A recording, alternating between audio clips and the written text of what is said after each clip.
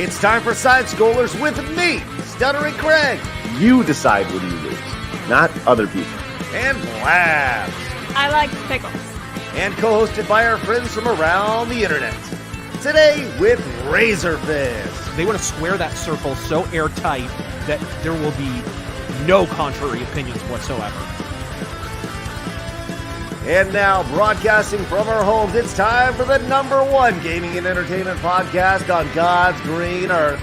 It's time for Side Scrollers. 5, 4, 3, 2, 1. Welcome on out to Side Scrollers on YouTube.com and Rumble.com and SideScrollers.locals.com. What's going on, everybody? Hi, I'm Stuttering Craig. Happy Monday, Tuesday. Is it Tuesday? Wednesday to you. What's going on? It's good to see you. Man, we are live and we're ready to go. Oh, God, we have so much to talk about today. Blabs, how are you? Hi! I'm happy for today. I've been excited since yesterday when this was all formed. I'm like, we're back. It came together so wonderfully. We're back. We're back. We're ready to go. Yes. Our monochromatic friend is here. The wonderful, the illustrious, I'll tell you what. I said this before we went live. I told him his latest video is fucking fire. The one, the only RazorFist. How are you, buddy? Hi. Godspeed. Yeah, I was so on fire. I started shouting "Free Palestine." Actually. Oh no!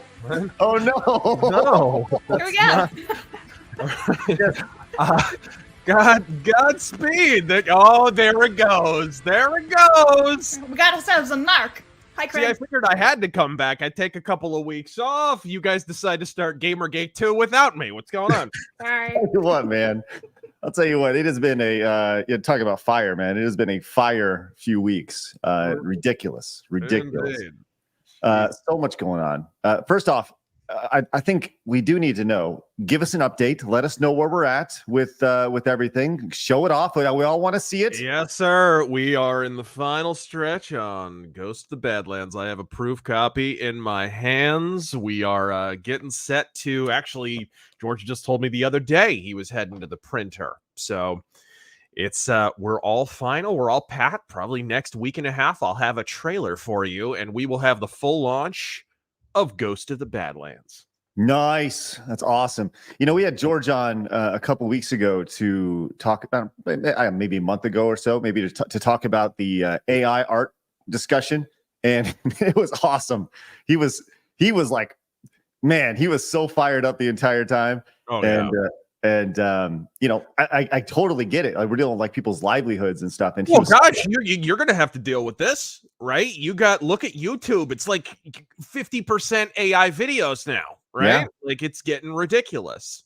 So this is not, there's no corner of the interwebs that this is not going to touch. There will be a day. Yes, there will be a day where there will be an alternative AI side scrollers podcast where we're just talk about GamerGate 2. Okay, you know, it'll be great. There already is an AI version of me out there for sure. Yeah, it's crazy, but yeah, it was really great to have him on a month ago. But the funny thing is, he was very passionate, obviously, and I reached out to him afterwards. I was like, hey man, you know, he was like, you know, during the show, he was like, rah, like riled up, and then I reached out to him afterwards, and he's like, yeah, man, it's cool. It's just how we do things in the Northeast. You know, it's cool. We just he's from Jersey, guys. He's from Jersey. It was great. Yeah, was awesome. This is how they say hello. Yes, it was super fun. Anyways, I'd like to remind everybody we are live over at rumble.com/sidescrollers. Do us a favor, hit the follow button over there. We would greatly appreciate it. Join the nearly 6,000 Rumble freedom-loving lovers over there. We also have an X account where you could have found out that Razor was going to be on the show today if you just follow us over there, over at Side Scroller Pod. We also have an Instagram account, don't we, Blabs? We do, so follow us for memes and clips and whatnot, or else that's all. That's it? Yeah. At least throw a swear word there. Yeah. Words. Whoa! She jumps right to the spicy ones. Jeez. Well, yeah. So Farm equipment. Golly. Unreal. We also have a Kick account where you can follow us over there at kick.com/sidescrollers. I promise that it will not be censored like Blabs is censoring herself right now, wanting to say all the bad things. It's crazy. We also have a Spotify account if you want to listen to Blab say bad things instead of seeing her say bad things. It's great. We should do that as a Rumble exclusive. I just get on stream one day and just read off a list and then end it. Well, maybe we'll do that over at sidescrollers.locals.com where you guys can head over there. Which, by the way, I've been thinking about this long and hard ever since I was mocked and ridiculed yesterday on the show and last night on Tuesday night's main event. I do think that I need to see Lord of the Rings. As Eric's came in right here, says watch Lord of the Rings. I would not necessarily start with the extended. I would not. That's not my. It's like a girl debuting in porn and starting with Mandingo. That's not good. Go with the normal one. With the normal, because it's still 3 hours long. It's still so freaking long. So I say start with that. Start with the normal theatrical, then get into the extended if you enjoy it.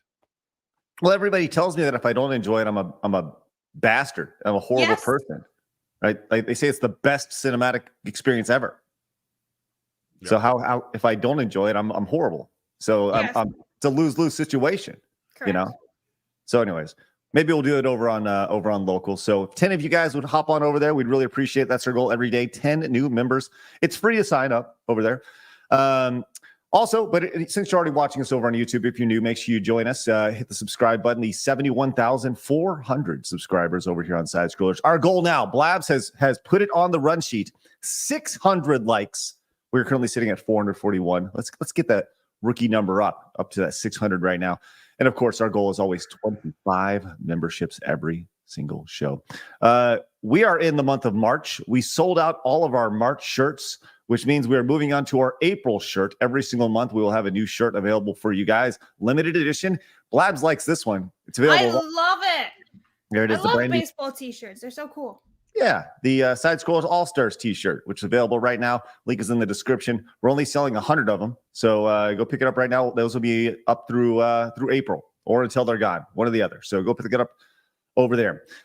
Also, I want to remind you guys, as far as Take Games Back, the new initiative I dropped on Monday, or I announced on Monday, I updated a timeline for what TGB looks like, and that's available over on takegamesback.com. If you guys are curious about that, the long and short of it is I'm tired of all the bullshit, and I want to create a parallel economy from an awards perspective. I noticed that all the various the Game Awards is voted on by the same people that hate you. So why are we celebrating their decisions with the Game Awards? So let's do something that is designed where you can actually make it. Jeff Keighley runs the whole darn thing. He's like the heiress to like a billionaire fortune. He's no, I'll call him an heiress. Never mind. I was going to call him an heir, but we're going with heiress. He's going to inherit like a billionaire fortune. This is not some guy who just he loves the games, the whatever. No, this dude's connected. He's like Mondo connected. He's like a lot of people in media and a lot of people in mainstream commentary. You need someone who is not inside the bubble. Well, so I applaud you. Thank you very much. I appreciate that. Their reception's been really good, but okay, hold on. What are you talking about with Jeff? I haven't heard this before. Look it up. I forget exactly what old money he's from, but he is from old money. His like parents are billionaires. Really? Yeah. This isn't just a random dude who came out of nowhere. This is why he, Game Trailers basically failed. He's still around. The Game Awards are still around, even though they lose money every year. You know what I mean? Like something about that doesn't seem right. It's because he's basically got a bottomless wellspring of cash. Wow. Speaking of bottomless, how are you, Blabs? I'm a round ass. Thank you very much. I just don't show it off to the world because I am a proper lady. Only feet. Hey, Jake came in with the $5 super chat. Says hello to Craig and Blabs and welcome back to RazorFist. Hope the three of you have a great day. Hey, thank you very much. Appreciate that, Jake. We're gonna do our best today. Lover of Green says at Razor. Have you heard of Ross Scott? He's a gaming YouTuber trying to stop the illegal shutdown of online-only games. Ubisoft's The Crew is closing down within 3 weeks, and he's running a legal case in EU. You heard of this guy? No, but this is the kind of thing you were going to wind up dealing with going forward with these games as service situations. And I'm sure all that will ultimately change from it is they'll add another couple of lines in the legalese that you have to agree to as soon as you buy the game, right? Like, but this was definitely something that was inevitable. I talked about this a long time ago, but like when they first started adding DLC, that raised red flags for me because it was like, well, what happens when the original Xbox servers go on? I don't get to play those extra maps for the original Splinter Cell anymore. Those are that was some of the first DLC I ever played. You had to download those on the original Xbox. You can't get them anymore. So that kind of, it was always going to be sort of the bleeding edge, but you're going to see more of this going forward. I remember the first time that I heard what DLC was.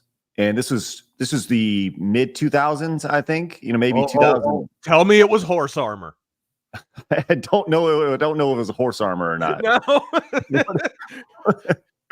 But I remember hearing it, and I remember thinking, like, this is going to change everything.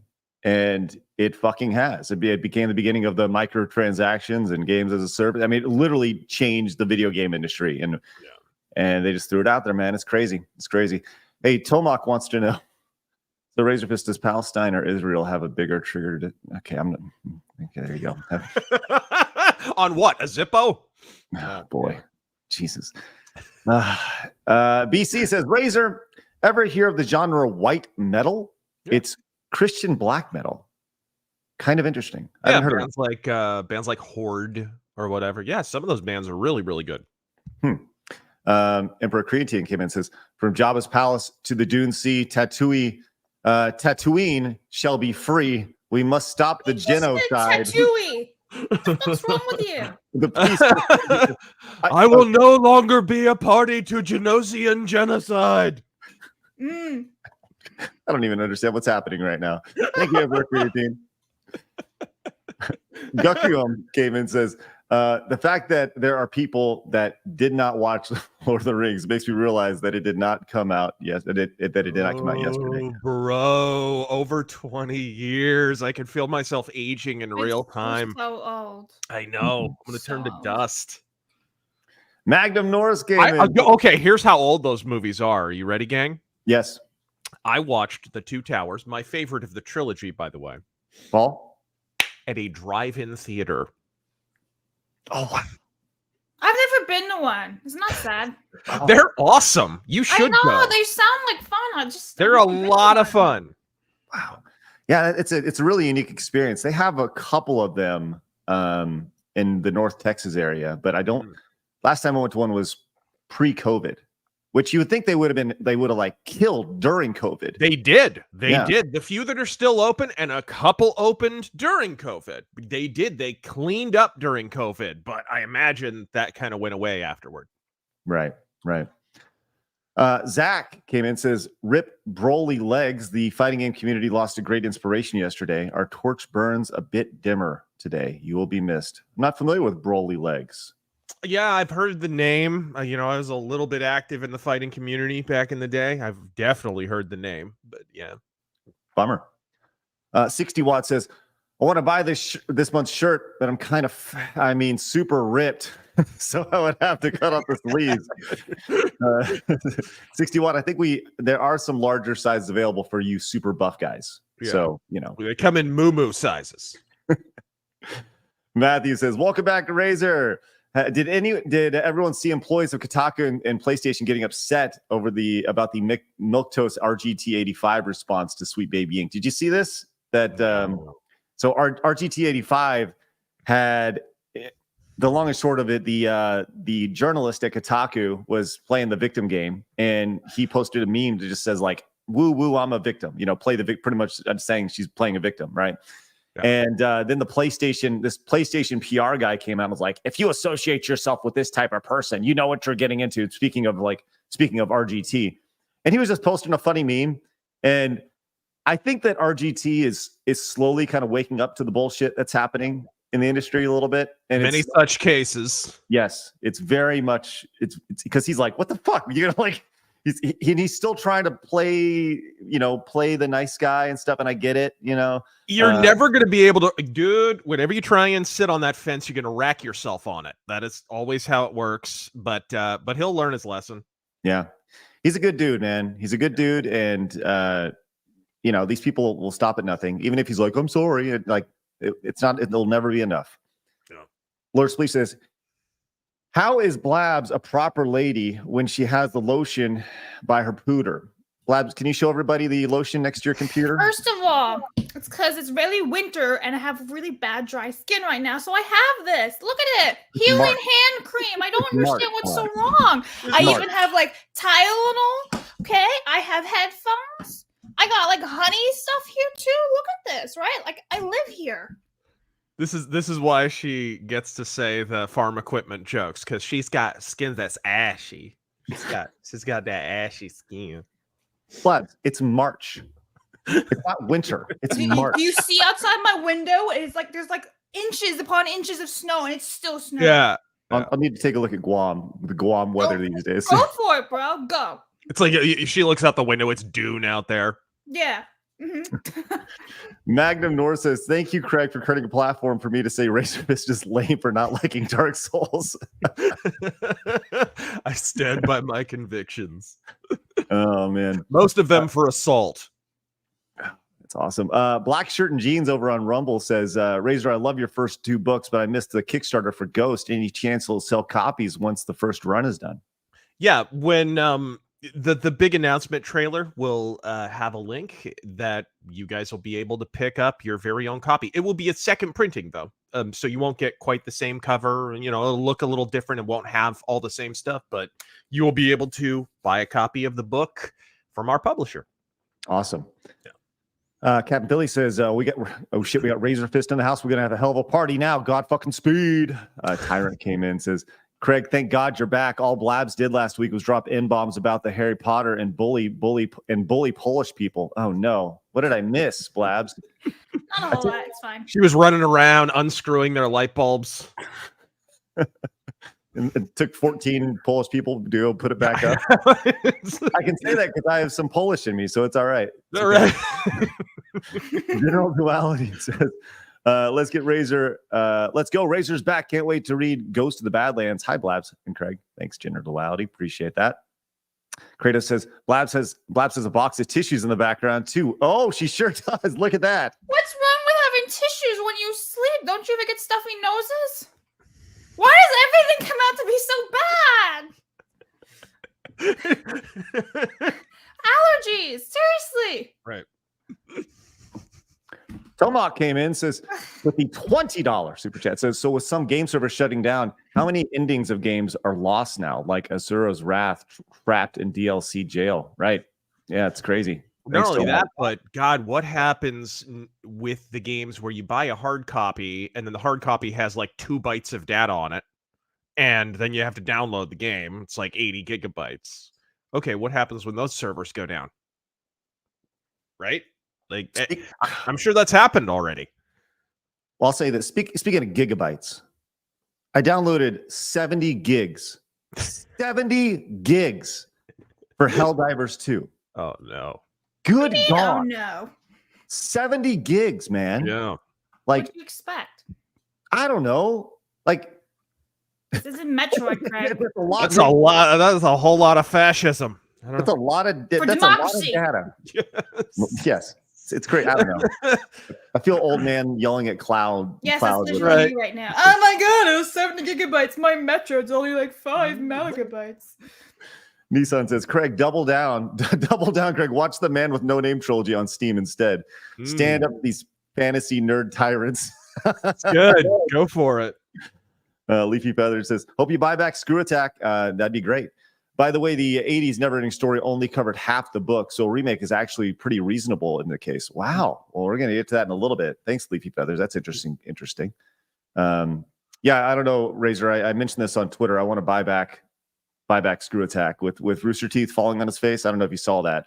I'm going to do my best to buy back Screw Attack. It's probably not going to happen. They probably won't sell it to me. You're right. because I'm a horrible person, but I agree. Yeah, they'd rather sell it to some mega corporation with Polynesian slaves in a sweat factory somewhere, someone with some real ethics. Right. Why would you want to give it back to the original owner? You just want to, keep bouncing it around, and they'll overvalue it and everything. They'll, whenever I actually have a conversation with them, they'll tremendously overvalue it, and they'll be like, "Well, you haven't done anything with it in 8 years. There's little, we'll see what happens. I hope it happens. Just don't get your hopes up, everybody. I think that's the biggest thing. All right, we got a lot of super chats and support over on Rumble, guys. Thank you very much, as well as several wonderful people: Crazed Link, Yumi in the Movies, Shadow Knot, Nikki, and Super Monty 64, all picking up the brand new Side Scrollers All Stars baseball tee. Go pick it up right now over at the store. Link is in the description. There's just a brief. We're only selling them through April, and they're limited edition, only selling 100 of them. So go pick them up right now. The Side Scrollers All Star T-shirt right now, like all those wonderful G2s have done. All right, Razor, it's been a little bit since you've been on the show, and we've changed a little bit. We've upgraded, if you will. So now, friend, beast your eyes. Bask. Base. What's the proper saying? Feast your eyes. There it is. Feast your eyes, friend. You went through like 4 different words there. Where'd you get lost? What happened? You took a detour. Ended up in aisle 5. Underpants, dishwasher. Like you were just listing off words. I don't even... It's worse than our president. It's crazy. Listen here, fat. Baste your eyes. On the new intro for I think they only based eyes in Haiti, by the way. I think that's... I don't even know what's going on over there. I just I missed all that last week while I was gone. Oh, no. But it's time for my favorite segment, your favorite segment, everybody in the world's favorite segment. It's time for Hard News.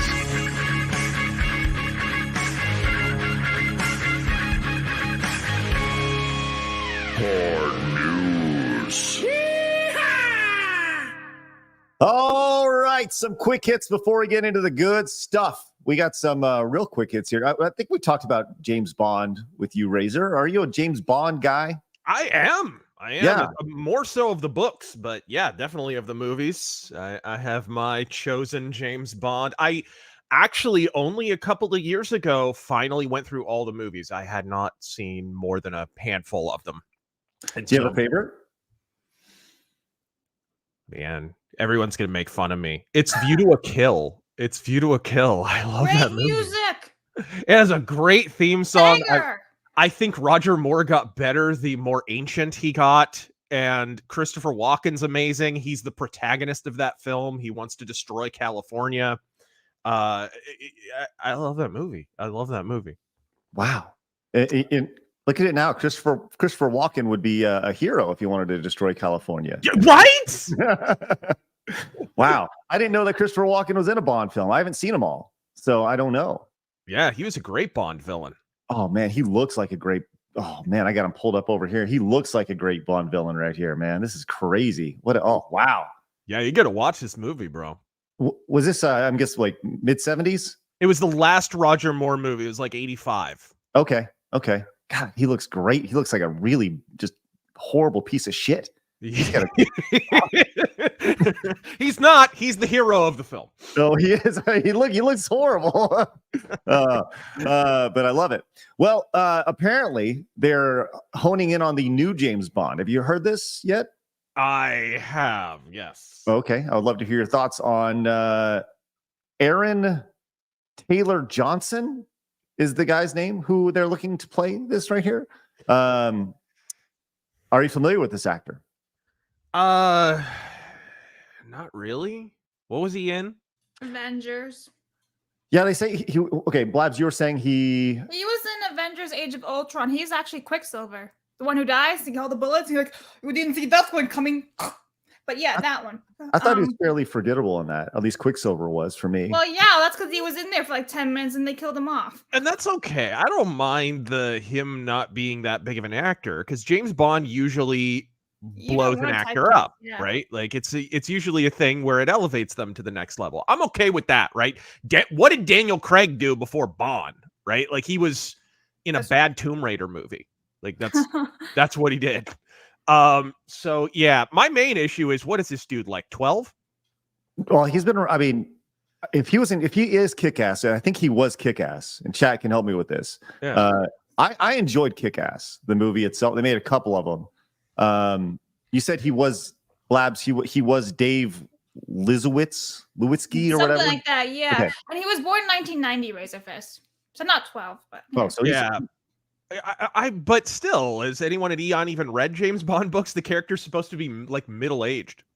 He's supposed to have like a widow's peak, and he's supposed to look like Sherlock Holmes. Like, I'm just wondering when we're finally gonna have a James Bond that kind of looks like the books. You sort of got close with Timothy Dalton a little bit who was underrated, by the way, in the late 80s with License to Kill and whatnot.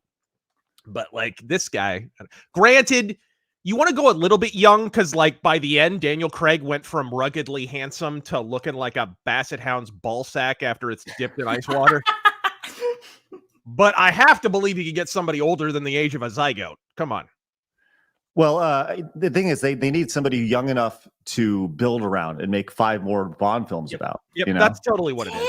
Damn, his wife was born in 1967. Oh wow! See, looking for them cougars, Interesting. The plot thickens. Well, he's been. I guess. Like how is it in 2024? Pierce Brosnan looks younger than Daniel Craig. Like what happened? Even after marrying that manatee. Man. I'll tell you what. They have 2 children. Oh my god. Okay. Anyway, continue. Blab's getting her mind blown here. It's ridiculous. That's crazy. Well, you want to know what's some other crazy news in addition to finding out that we may have a new James Bond, which is fun. Like I said this before, I haven't watched all the James Bond films. I've pretty much only watched the Daniel Craig films, at least only a few of them. I haven't watched the most recent one where apparently they kill Bond in that. You're not missing anything, yeah. Okay. But I do need to go back because people say that Sean Connery is the best Bond. Oh. That's what I've heard. That's just what people say. He's glorious. He is glorious. You cannot. I do like some Sean Connery, but I also like Roger Moore too. Yeah, Roger Moore. I had never seen a Roger Moore movie when I went back and watched all the movies, right? So I didn't know. I didn't have a Bond except for Pierce Brosnan because that's who I grew up with. Who, by the way, might be the best Bond. Literally, like he might look the most like Bond. He might act the most like he's really good. Mm-hmm. But I went back and I found that I loved the Roger Moore movies. Like, just loved them. What was it about it that you loved? He kind of could do. Well, first off, I love Dick Cheese 80s action movies. I'm really glad that you was finished like, the sentence. Yeah, Roger Moore movies were like Dick Cheese 80s action movies before Dick Cheese 80s action movies. They really were. They were fantastic. Well, I think that's kind of the. She's just shaking her head at Dick Cheese, repeatedly being uttered. Dick Cheese, Dick Cheese, Dick Cheese. Dick. Thank you, Senior Obama. Yes. Wasn't that kind of the idea of Bond films? Aren't they meant to be like before Daniel Craig? Aren't they kind of hokey? Aren't they kind of hokey-ish? Some of them. Roger Moore, and honestly Connery a little bit before him, turned them that way. Like in, what is it? You Only Live Twice. I love describing the plot. Have you ever seen You Only Live Twice? No. I love this movie. So, all right, everyone, I need you to focus in here. Okay. Sean Connery needs to go undercover in Japan. So he gets surgery to turn himself Japanese. Oh my god, I think I've seen that one. And it turns him into Mr. Spock. He gets like a bad wig and he gets really silly Fu Manchu eyebrows. He gets weeaboo surgery, basically. And then he's trying to find a spaceship that eats other spaceships. I'm not even lying here. And so he recruits an army of ninjas to attack an underground volcano lair where they're hiding the spaceship that eats other spaceships. I love this movie. I love this movie so much. Look at that. So Look at it. Yes! Why does he look like Rowan Atkinson in that photo? Oh, it's glorious. Mr. Bean. Yes. People would be so upset if this happened today. Stop Asian hate. Yeah. Brilliant. So people say Roger Moore made the series hokey. Nah, gang, nothing's hokier than that. Oh, and by the way, the script is written by Roald Dahl, the guy who BFG, James and the Giant Peach, that guy. Matilda, Yeah. right? I think. Yeah. And he's been canceled too. Oh yes. Man, that is spectacular. Wow. I see. Okay, I'm telling you, there could be an entire. You know how you mean? Okay, there's you mean the movies. They've been on the show many times. They have a great channel where they're watching stuff for the first time. I feel like we could do the exact same thing with side scrollers, where I'm just exposed, and I wouldn't have to watch some friend shit from 1982. I could watch mainline series of all these things, and we could have a wildly successful channel. Maybe we partner up with You, Me, and the Movies to make that happen. They could teach us the format on how to do that, because that'd be great, man. Anyways, okay, enough Bond. Let's move on to something that really matters. Something very, very important. We've talked about Godzilla -1 many times, and the importance of Godzilla to Japanese culture. I don't know if you saw this, but this was breaking news yesterday from IGN that Godzilla was made police chief for a day in Tokyo. Have you seen their crime rate? I mean, they don't really need a police chief. I love the idea of a man in a Godzilla outfit wearing Just strolling around. Yeah, wearing a sash that says police chief on it. I want that job. Strolling great. around. And do you think that's the guy? This is a question I always ask myself when you go to go to Disney World, or there's any of these characters, these people who are in these outfits. Whenever they take pictures, do you think they're smiling? Right? Right? I have pictures of when I was a little kid and meeting Mickey Mouse for the first time, and you just wonder if he's just scowling under that outfit. You know what I mean? Yeah, we should go and ask all the Disney cast members, like, what do you guys do under those mascot faces and stuff? Do you guys smile? Do you lift up your middle finger underneath the gloves, but no one can tell? Like, what do you do? I feel like that'd be a really fun stream. Just all the secrets. Write it down, Blabs. Okay. Disney character roundtable. Yep. Where you can ask all the important questions. Yeah. Be great. Well, anyways, congratulations to Godzilla for helping prevent crime in Japan. Over there, the lizards run law enforcement. Over here, they run our government. Aha! I knew you'd have a way to tie it in. That's why Razor's Razor. Let's go. Right. God. All right. Let's move on to some video game stuff, because this is the #1 video game and entertainment podcast on God's green earth. Hey, Razor, are you a Zelda guy? You like the Zelda franchise? I love it. Do you have a favorite Zelda game? Either the original or Majora's Mask. I don't know. I kind of go back and forth on that. The original, like Legend of Zelda 1. OG, yeah.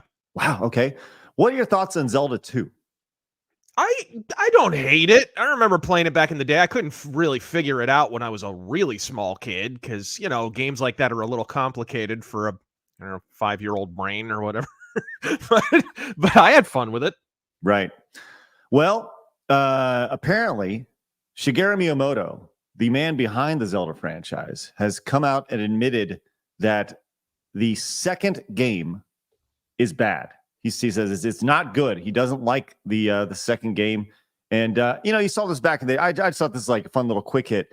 He hones in specifically, though, not the NES version, but the Famicom disc version of Zelda 2: The Adventures of Link was one of his biggest regrets. It's kind of a crazy statement, but he talks about how it's pretty much the main thing was it had slower load times. That he wasn't really happy about. Didn't really talk about the shift in the kind of we talked about sequels from back then, how oftentimes you saw a dramatic change between the first and the second games. Yeah.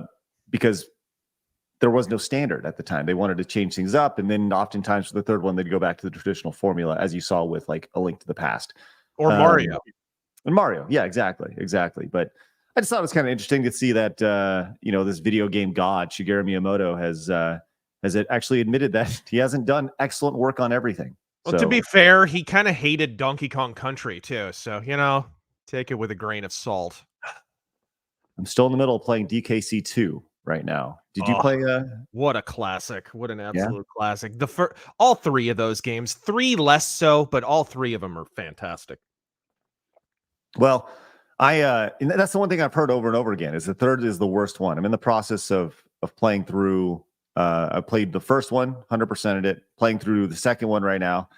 And I'm going to tell you right now, it's a pain in the ass. It is a hard fucking video game. At times, yes. Oh man, the Windy Woods. That's the level that I'm literally on right now. I knew it. How did I know? Yes. Banging soundtrack on that level though. I'll say this. Let me say this about the music on that level. I think that music was, when they created that music, they thought it was going to be this classic, kind of like the aquatic ambience music that they have in DKC 1, right? I think that would be iconic, and I don't think it hits quite like the other songs you hear in Donkey Kong Country. No, it's all right. You can be terminally wrong. It's okay. But the whole soundtrack is classic. The whole damn thing. I said, speaking of DKC 2 specifically, and this was pointed out in the chat when I was playing this over on the Side Scrollers Plays channel. Someone said it, and I think this was a really great analogy. They said it looks like a Genesis game, whereas Donkey Kong Country 1 looks like a Super Nintendo game. And I think it comes down to like the bigger color palette in DKC 2 than it does in DKC 1. Maybe, I don't know. I thought that was an interesting analogy. I don't know. You're like, fuck off, idiot. I think they look about the same, but go off. All right. Let's move on to I'll tell you what. Since we've seen you last, Razor, like I said, the shit has kind of hit the fan in the video game industry, right? Yeah. And the whole Sweet Baby stuff has been nuts. There's been a lot of coverage over Sweet Baby Inc. in particular, the games that they've touched. And obviously the Steam group with Cabrutus and that passing over 300,000 members. It's now the 4th most usered, or I guess followed, Steam group on Steam now. Yeah. It has a while to go before we can get into the top 3, but it's just top 4 all time is pretty outstanding, and it's only been a couple of weeks. Yeah. So Sweet Baby Inc. has become a lightning rod in the industry and a YouTube genre. Yes, yes. Thank you, by the way. Thank you. It has definitely been, and the thing is, it's not gonna end anytime soon. That's the thing about this. This is going to go on for a long time. But we've seen there's been a number of different approaches to this, specifically on Steam. People have been looking at potential games that Sweet Baby is involved in, and to the point to where the games that they are currently involved in, they are scrubbing references to Sweet Baby Inc. because they're seen as radioactive right now. And there's a new game coming out called Unknown 9 Awakenings, and there's a Steam community there that they're scrubbing anybody that goes in, deleting anybody that goes in and even references Sweet Baby Inc. Right? Yeah. And so even if you say like, I can't wait for this game to come out, it has Sweet Baby Inc. involved, right? They'll still scrub you from that, right? Yep. And that's kind of insane to think about. But the point is that this Unknown 9 game actually has ties to it. The 2 co-founders of Sweet Baby Inc. Are directly a part of the development of this game, the main narrative and the main marketing of the game. So Vera Dark is a YouTuber, and she's been talking about this quite at length. And she took a look at this the Steam community page for Unknown 9 Awakening, and put this tweet out yesterday. I thought this was quite interesting. It says, on Unknown 9's Awakening Steam community hub, they're trying to sanitize it, but the backlash has been insane. While they've tried to ban users who want to talk about Sweet Baby Inc.'s involvement, they also allow content like this. Okay, this is SBI haters are obsessed. Stay mad. Imagine letting a consulting firm live rent-free in your head. You can stay mad and complaining about an imaginary enemy. I'm 100% buying this game. Edit. I made a lot of chuds mad. Pro tip, get a girlfriend and do something useful with your life. Also, TERFs and transphobes deserve death. Oh, let's go ahead. You know, we can't reference the company, but let's go ahead and allow some death threats. Let's go ahead and leave that happy little nugget right there. Yep. It's quite interesting that they'll just leave that there. Yeah, some people would never have standards without double standards. That's just how that works. It's just well, and that's the most fascinating thing about this, you know. And I saw your video. We talked about this briefly at the start of the show, man. Your latest rant that went up, just an hour or so ago before the show, you fucking nailed it. And we talked GamerGate very briefly on a past show. I'm pretty sure we have. Mm-hmm. But you've been on this. You've been on this long before GamerGate was a thing in 2014. You pointed this out in your video. You were talking about kind of the lack of ethics in gaming media, and literally years before. Yeah, like 2012 or something like that I started that series. Maybe even 2011. I can't remember, but yeah, I did a series called Downfall of Gaming Journalism, where I would literally pick a publication every video, and I would just go down their list of crimes, essentially. Right? So I did IGN, I did Game Informer magazine, I get half of, really the proof is in the pudding. Was GamerGate successful? Well, half of the publications that I covered in the Downfall of Gaming Journalism series no longer exist. Right? So right. Was it successful?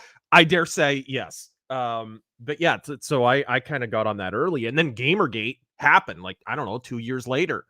And it was wild because it was like, whoa, everyone else just kind of woke up to this problem. And not that nobody else noticed that gaming journalism was utter crap for years and years and years. It was evident. When you could go on IGN and read a review of Mass Effect 2, and in the margins are Mass Effect 2 ads, and there's a giant pre-roll Mass Effect 2 ad that if you hover over it, it will unfurl across the entire page and cover your whole screen. And then along the bottom of the page is a Mass Effect 2, competition or whatever. Like, dude, of course the gaming journalism field is utterly ridiculous. We had, and by the way, you could and probably should resurrect that show. Because honestly, yeah. Of course, the problem is there's a dwindling number of subjects because, God, who's left? Kotaku? I already did a video on Kotaku long ago. There's very few left. I guess the big one that I need to touch on is Polygon. I never did one on Polygon, and they are pretty atrocious. You could literally do it. You don't have to cover the entire thing. You could just cover an individual article every single week. Like, I'm telling you, there's enough there to where the nonsense, just whether it's Kotaku or Polygon or whatever. Yeah. We had Grums on. I don't know if you're familiar with Grums. Yeah, of course. Okay, great. So we had Grums on a couple days ago, and I was on with him on Tuesday night's main event last night, and he was talking about this, the how back in the day how they would really bend the knee to journalists. Like, they would go out of their way to make sure that journalists were catered to. They would really spend all their marketing money on traditional media, on traditional websites, like IGN, like as you mentioned, a giant campaign with traditional ads and such, and how that shifted over the last, really 10 years, 15 years, really since GamerGate happened. And that's what I feel a lot of this comes back to is the power has shifted so dramatically that once again, these are not journalists. Like, you can't call yourself a journalist if you're actively omitting facts from things. You are an activist at that point. Yeah, well, and when you caught everyone in a bunch of private, not just one, but a bunch of private chats, basically coordinating articles saying, oh, we're all going to talk about how gamers are over. We're all going to talk about this harassment campaign that we see. And people, prominent names, Jim Sterling, a bunch of people who were working at major gaming websites were all caught in 4K on those forums, coordinating their stories and whatnot. Whoever did that legwork, Seriously, is a golden god, because you knew that it was happening, but you finally had evidence that it was happening. You know, yes, 100%. And you wonder if that's going to happen again. If someone inside this little club is going to break or have some sort of clearer conscience and be like, you know, this is kind of fucked up that's happening. Because even in response in the last couple of weeks, you've seen, you know, Kotaku and Verge and all these articles from traditional mainstream media come out, and they're all saying the same thing. They're all omitting the same facts, and they're all coming out a couple days apart just to kind of keep the conversation alive. It does seem definitely coordinated. Yeah. Oh, yeah. And you know that happens in mainstream journalism. Have you ever seen that compilation of the news reporters? And a lot of these are local news reports where they're all reading the same statement basically about COVID or whatever it is. That happens in mainstream journalism. Why wouldn't it happen in gaming journalism? Gaming journalist websites are usually owned by the same parent companies that mainstream journalistic endeavors are.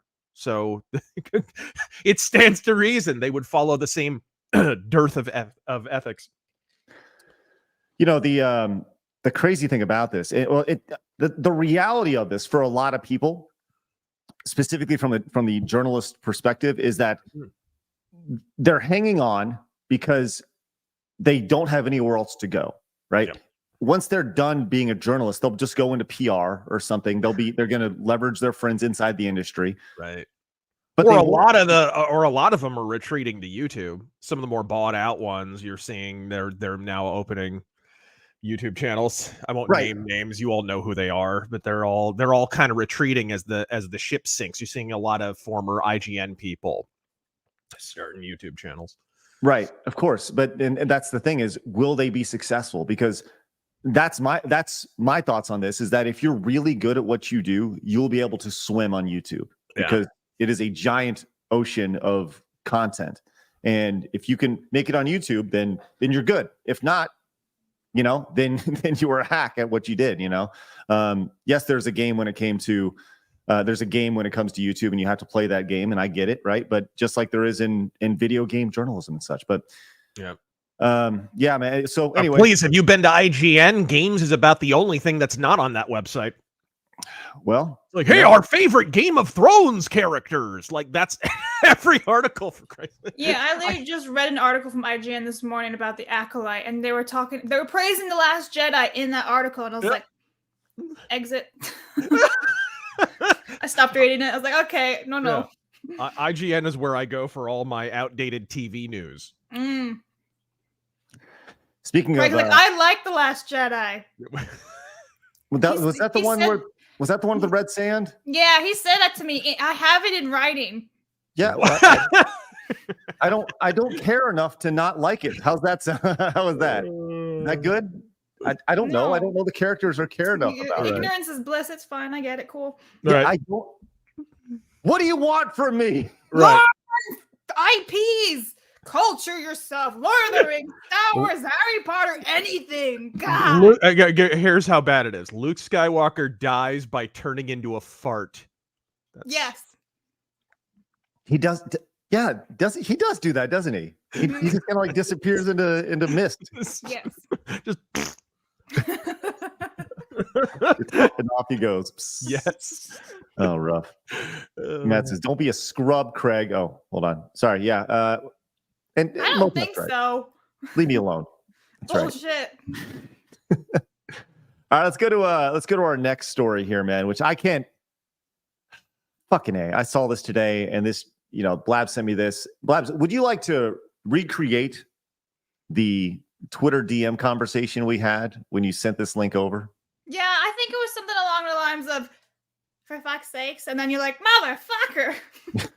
That is the never-ending story being rebooted into a new live-action movie series. Oh my God. Knowing modern Hollywood, there'll be like a romance plot with the horse. Zart, was it Zartak? Is that his name? Yeah. Starring Ann Coulter. He's a furry now. Yes. Razor, were you a fan of the original 80s classic, The NeverEnding Story? I watched it a lot. That was one of those movies that my mom like recorded off of TV. So I kind of wore out the VHS, right? You had every kid in the 90s had like a whole stack of like recorded from TV movies that your parents didn't want to buy. No, that was one of them. NeverEnding Story. I don't think I ever saw the second one though. Well, yeah, there was a second one. Yeah, I thought wasn't that like a straight to VHS though? I didn't even know there was. Do not know. Don't know. Well, there was that the scene that nobody will ever forget from that movie. Yeah, is obviously Artax the horse being drowned in the swamp of sorrow. Awful. The saddest scene in the history of movies. Yeah, like he's in a swamp full of glue. Just slow. You wonder how PETA would handle this today, because he'd probably shoot the horse before it drowned. Be like, aha, I helped. I saved a life. Right. It's not just Atreyu over here crying. It's look at the face of fear on the horse. Oh my God. My God. Maybe they're actually abusing the horse on set, and that was like a genuine reaction of the horse. Yes. And it just slowly descends into the swamp of sadness. So sad. So sad. And I remember seeing that as a kid and being like, I don't think I'm old enough for this. Yeah, right? It's like, no, I can't handle. Oh, go ahead. No, I just couldn't emotionally handle Artax dying and being swallowed by the swamp of sadness. Dude, the fantasy films for kids in the 80s they went hard, bro. Go watch Return to Oz sometime. Yeah, you're right. There's a headless woman and there's freaking wheelers and it's horrifying. It's absolutely awful. There's the movie opens in an insane asylum and Dorothy's about to get shock treatments. Like it's nightmare stuff. Good Lord. Well, the thing they're turning this into a series, which a new live action movie series. And as was pointed out by Super Chat earlier, this is they only cover the first half of the book in the first NeverEnding Story. Blabs, will you do a quick search to see how NeverEnding Story 2 was released? Okay. And see if the horse came back to life in that one or not. That'd be great. Which I don't think happened. But obviously, when you deal with something like the NeverEnding Story that is highly regarded from back in the 80s, my biggest issue with the reboot of this is you're dealing with somebody else's property, right? And I think you've seen this with things like Star Wars, to where the heart that was associated with the original product, you may have good intentions, but it won't necessarily be there in this next reboot. The new Willow, anyone? Did you see did you watch it? No, missed me with that. What's amazing about the new Willow, the fact that they just totally talking about getting scrubbed, be like, nope, we're never going to mention this again. Like, I don't think I've ever seen anything like that from Disney ever, outside of Song of the South. Yep. I don't know what you're talking about. What are you talking about? Yeah. Blabs, you got anything on it that? seems to have just been released like in theaters. It was released in Germany on 412 screens. So yeah, I guess it was actually in movie theaters. Okay. How did the first one do compared to the second one? I imagine the second one didn't do as well. Let's see. The film grossed 17,373,527 in the US and Canada. And this was in 1991. Okay, so several years after the first one, which that 17 million is now the equivalent of $46 billion in 2024. So it was released in Germany in 1990 and then the US 1991, but it was only a couple months difference. Wow, Germany got it first? What? Because it was production signed Vox Film Production in Germany. Okay, right. Interesting. I guess PETA wasn't a part of the production of that. Guess maybe not. But like most numbers out of Germany, those numbers are probably inflated, if not a complete hoax. Sorry. Oh, Gilbert no. Gottfried. Sorry, had to. Rest in peace, Gilbert. Yes. Oh, man. Speaking of Gilbert Godfrey, He hasn't done much lately, has he? he's dead, Blabs. That's exactly my point, Craig. Whoosh. You idiot. God. Blabs, a man died. Yes, it's ridiculous. No. Okay, go on.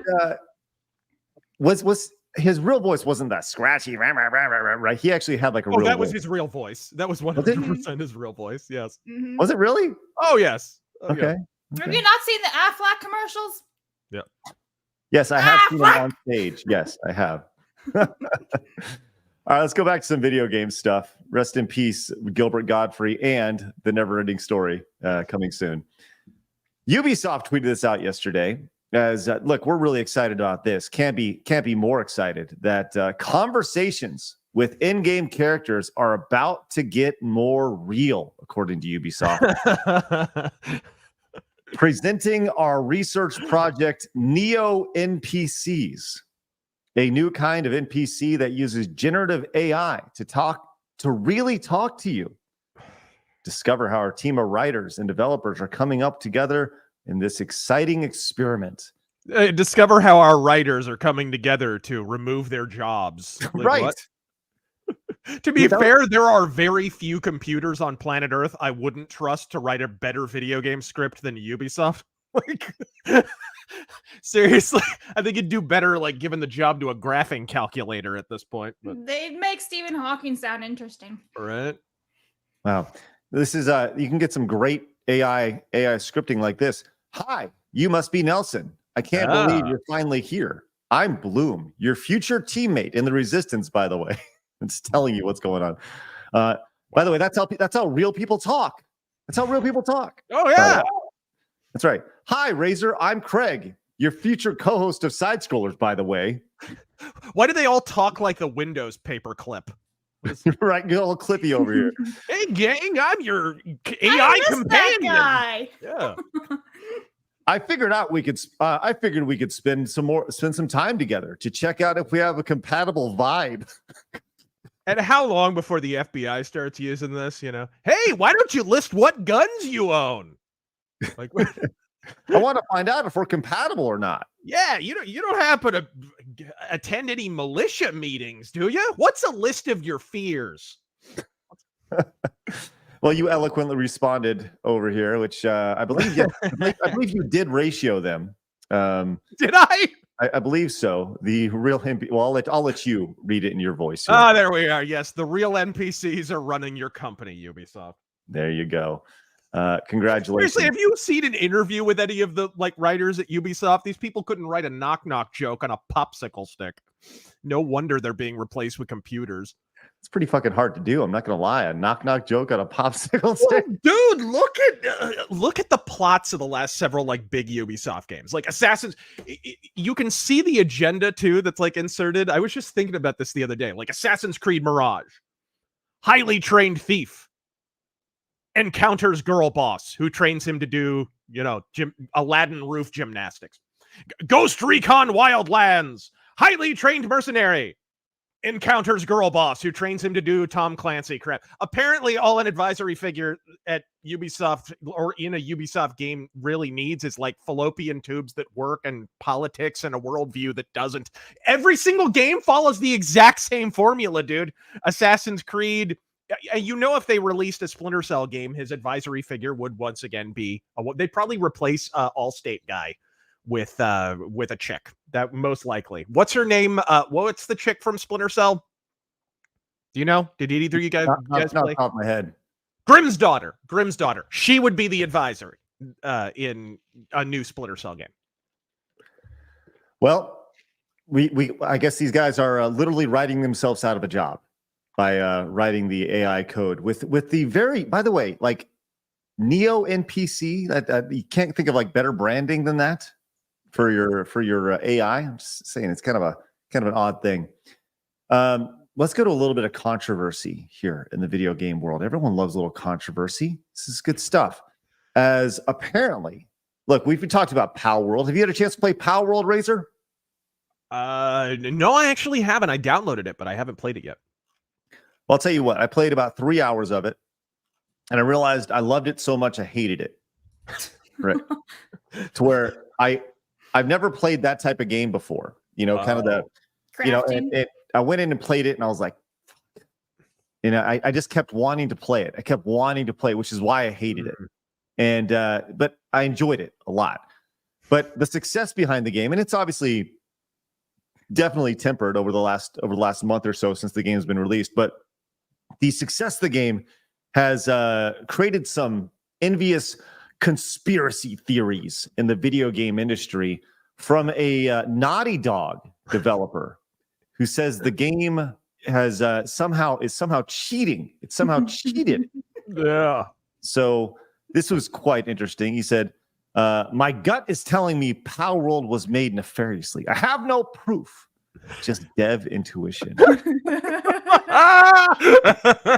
does that mean, dev intuition? Right. Dude, if that's cheating, maybe Naughty Dog should try it sometime. Yeah, appeasing their customers. What No, maybe I could remain awake during the opening of an Uncharted game for once. Nina Kloss came back and says, it does feel like it, doesn't it? He responded with, making a game is just so difficult. They're cheating somehow. I just can't pinpoint it. This dude sounds like the game development equivalent of like a Call of Duty kid who gets domed and then accuses everyone of using aimbot. Right. Right. 100%. Well, I mean, it goes back to the question is, if Palworld did use AI, is that cheating? Are they cheating by doing that? We just said a story. Ubisoft is using AI to craft narrative in your video games. Are they cheating by using AI? What say you, Naughty Dog developer? No, they're making serious experiences, Craig. You don't understand. That's right. I love when critics are like, Naughty Dog are the closest gaming has come to film. It's like, you realize Ed Wood made films too, right? Like, this is, it's just, they could be the Russ Meyer of video game films. It doesn't, kind of a low bar. Well, I guess we'll see what comes of this. Probably nothing. Just a guy who's upset about everything. I wonder, just out of curiosity, I wonder if he has muted his Twitter because of this, because it's been passed around a little bit. It's at the Carter Dell. Just curious, the Carter Dell. He's probably like protected tweets or something. No, he's very much out there. He's letting them know. Oh, you know what? Is he a pib out there, you mean? Actually, it's funny because the irony of him tweeting this is great. This is from 2 hours ago. Do you want to uninstall this app? Like, he tweeted this, by the way. So I guess he did. Him uninstalling the app while still tweeting it is outstanding. So yeah. No, it's like the old who was supposed to leave? Well, it's kind of a everyone, all the celebrities. Stephen King was supposed to leave. Meathead was supposed to leave. Cyrus, yeah, Rob Reiner said he was going to leave after X. It became X or whatever, right? They're all still there. Of course, Ron Perlman, when he's not busy, taking a dump on his own hands or whatever he does. Ew. What are you talking? What? You don't remember that meme? No. Oh, what do you do? Shit in his hands and clap? What the hell? I would pay to see that. He claimed that he peed in his hand and then shook Donald Trump's hand. Ew.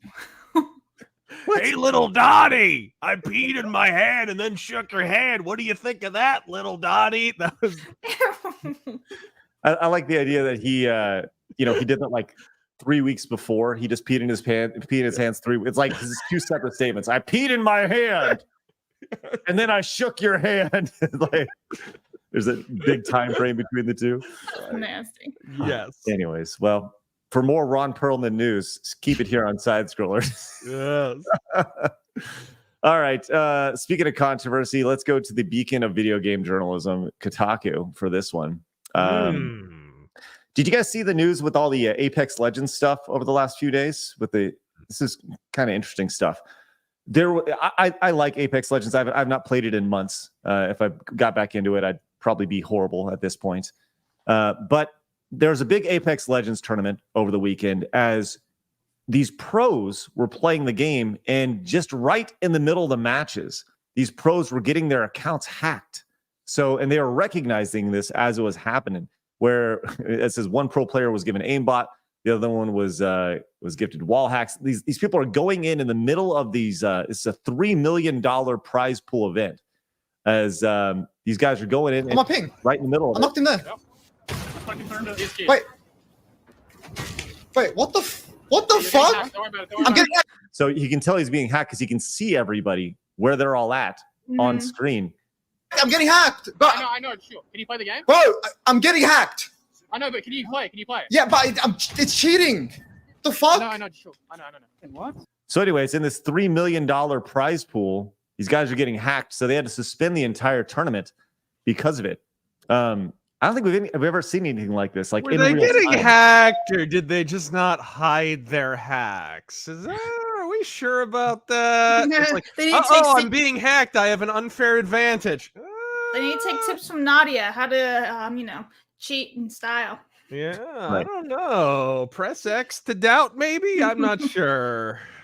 Well, I'll tell you what. It's interesting though to see the steps that EA's taken. They're pretty much everyone's saying stop playing Apex, and this could potentially like ruin the game because once you divert someone's attention from a game, they can go pick up another game like Helldivers or whatever. It may not be a competitive game, but it could definitely take your time. But it happened to a couple of Apex players, and they had to leave their team. And I guess they're pretty much just they're gonna treat it like an old school kids soccer rain out and just kind of redo the tournament some other time. So we'll kind of see what happens. But it really shows you, man. If anybody wants access to you, they will find access to you. Life finds a way. It always finds a way. I like how you threw the in there. Thanks. All right, Blabs, let's go to your story here. You want to talk about J.K. Rowling, huh? Rolling. Like you're rolling on a river. Yeah. Okay. Well, how about rolling papers? You share your screen. You share what you want to share. Well, the thing is, I can't because I've been blocked. Hang on, I got to switch to the other account then. She's been hacked, folks. She's been hacked. You can see through walls. And while you pull that up, I want to let you know that Bebop came in with a $100 super chat because Deanna Carter, strawberry wine. This is going to be horrible. It says, sing it, Craig. All right, I'll get to that in a little bit. Do you know that song, Razor? No. It's a classic from back in the day. I will not be able to pull this one off at all, but it's a tough one. Thanks, Bebop. You really fucked me with that. Blabs, let me know when you're ready. In the meantime, I'm right. The thing is, they've gone and protected their tweets, so now nobody can see what they have to say. But because these harassment accounts are just so lovely. But I can give you like the gist of it. There is this account, and I can pull this up right now. It's called Wizarding News. Now they're not like official or anything. However, they're basically we hate J.K. Rowling, like company, because they're literally saying now reporting on the demise of J.K. Rowling's legacy. So the thing is, that's fine. You don't want like J.K. Rowling, you hate her, whatever, but you shouldn't really be going after her kids. That's fucked up. That's somebody's kids. Don't bother with them. So they made this fake announcement saying that reminder that J.K. Rowling's eldest daughter, the one whom she was famously pregnant while writing Harry Potter, changed her last name to literally get away from Rowling and moved to Portugal. Now, this is not correct. The woman that she thinks or like he thinks whoever is running this account is like some random person that's not related to J.K. Rowling whatsoever and is now being like doxxed and attacked on the internet. Like, this is a random mother and child basically being attacked on the internet because they think that this is J.K. Rowling's kid. So J.K. Rowling said, "This isn't my kid. You're harassing. I don't have grandchildren, so you're literally going and attacking an innocent woman. Stop it, or else I'll bring lawyers and protect these people," because now she feels like guilty as someone's being harassed on her behalf. And this account is just victimizing themselves, just like they normally do. So they go on to her saying she's transphobic, she's denying Holocaust, all this crazy batshit insane stuff. So then I responded back saying, "You are going after a woman. You are harassing her. Then when people turn around and say, no, you're the bully, you go and cry victim. You're not fooling anyone." Then I myself got blocked from this account. And I was being told that I was a bigot, of course. All this other bullshit. And then this one person was like, she's literally spamming transphobic stuff every hour for the last 2 years. And I was like, receipts every hour for the last 2 years? Like, aren't you writing books? tweets? How's she doing interviews? What is she? Does she schedule all these tweets out in advance? Like, I'm going to sit here for 5 hours straight and make like 365 tweets for like every hour. It's like, what are you doing? So then, of course, they ignored me, and I was called a bigot and transphobic and all the other stuff. And I'm like, okay, it's just another day in the ABC world. Like, these people are insane. They're in a cult. If you say anything like, all right, what's the receipts? I'll Google it for yourself. It's like, all right, tell me then. You have no proof. You're just in the insane mind cultist thing. And that happened last week too, Craig. You missed it all. Whilst you were on vacation, the ABC people came for me. Well, are you still here? Yeah. I survived. I win. I won. Yes. Oh, good. Yeah, good I was told. It was insane. This person was just telling me I was doxing someone. Me doxing somebody when their account was public information. All I did was take a screenshot of their account. That's public. The world can see it, but that's somehow still doxing. I'm like, you have a mental illness. Seek help. And then they're like, oh, how dare you talk badly about my mental illness? And then they blocked me. I'm like, thank you for proving my point. Yeah, no kidding. Welcome to Twitter. Welcome to that. That's been it. Okay. Oh, here we go. Yes, this is what we got here. This is a quick. This just came in. I'm interested. I saw this pop in. This was from Christian, who became a member for 3 months. Did you see the article, IGN article about GDC talking about the attack on marginalized game developers and the attack on SBI? Comments turned off. Oh yeah, that was a huge turd typhoon this past week. They wound up shutting all discourse around that down. Well, this is a story from the 19th. It came out yesterday afternoon. Okay, I've not seen this story. So let's kind of take a look at this real fast in real time. I'm curious. The IGDA is deeply concerned about increased harassment of marginalized game devs in new statements. All right, let's see what we got here. Game Developers Association issued statement urging developers to, quote, protect communities within games. Okay. With the Game Developers Conference underway in San Francisco, the IGDA has issued a statement saying this, blah, blah, blah, blah, blah. Okay, we are deeply concerned about the increased harassment of historically marginalized developers. What the fuck? Historically marginalized developers? Right. Like this industry is 40 years old. Historically marginal. This is all Gramscian language, by the way. This is cultural Marxism kind of buzzwords. Okay. Harassed of historically marginalized developers and those advancing diversity, equity, and inclusion initiatives. These concerns stem from similar harassment campaigns experienced during the GamerGate period in the mid-2010s. Harassment has no what did I say in my video? This dude, GamerGate was 9/11 for lefties. They like have to.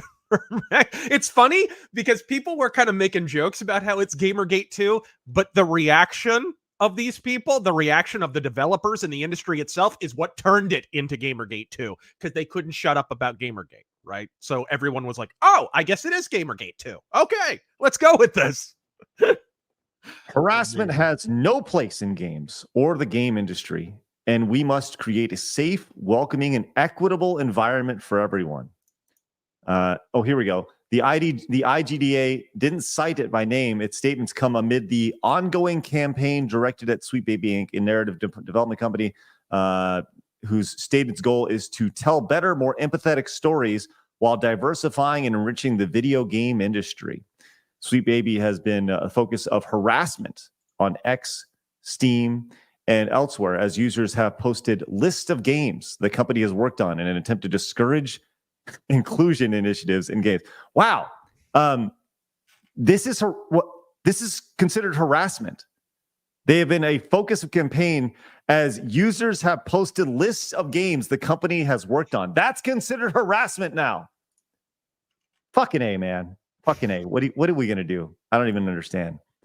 It's amazing because 100%. Let's put the shoe on the other foot. Let's say we exist in the alternate reality that the sort of cultural Marxists exist in, and there was some Nazi, some white nationalist or something working on games, and they were affecting the outcome of the games, right? And they were called Sweet Nazi Baby Inc., right? And let's say they were working on lots and lots of games.